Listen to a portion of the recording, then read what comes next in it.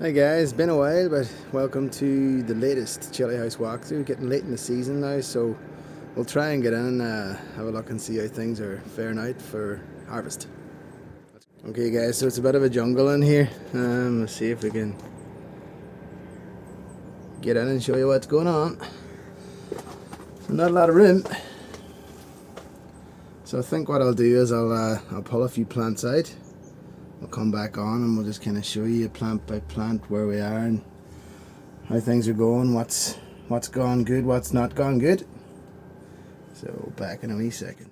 Okay, so we'll start with the Trinidad scorpions. So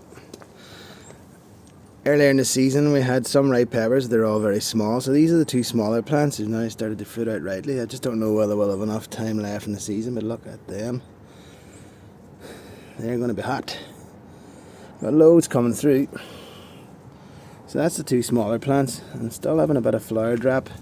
As I talked about in the last video, I changed the feed I was using and got far better results very quick.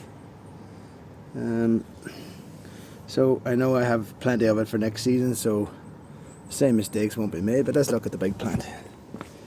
So as I was saying before, if you see in there, I don't know if I can get my hand on that. Look at all the size of that wee pepper. They're tiny.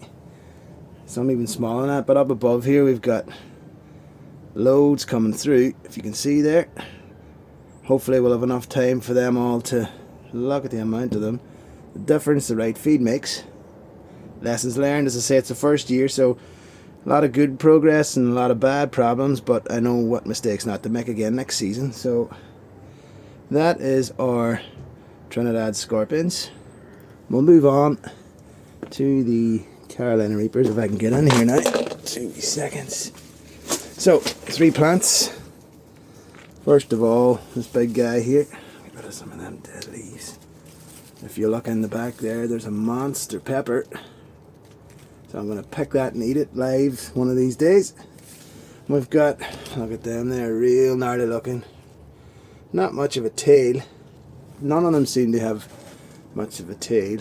I guess it's just where I got the seeds from. I got my seeds from Etsy last year, as I say. Again, lessons learned where you're buying your seeds from. So a lot of them even turned out not to be the correct pepper.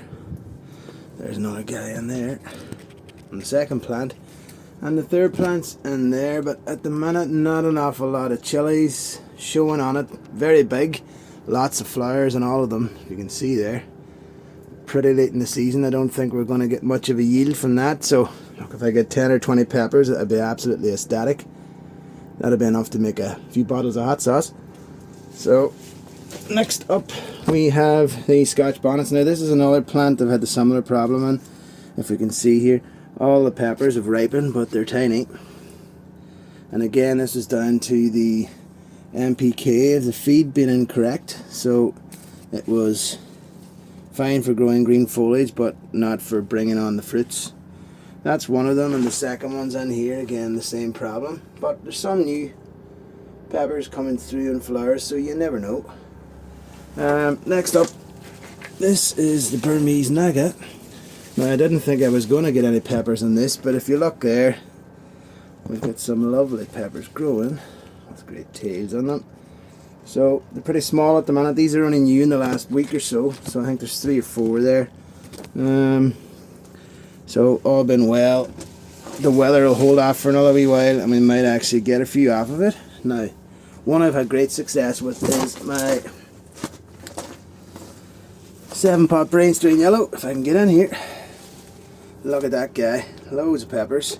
So I must pick. Most of these are ready to be picked. And I have a hot sauce coming with these, so stay tuned for that video. Again, in that plant there's loads still coming through. You can see there's another couple up there, some over here, so that plant's done really well.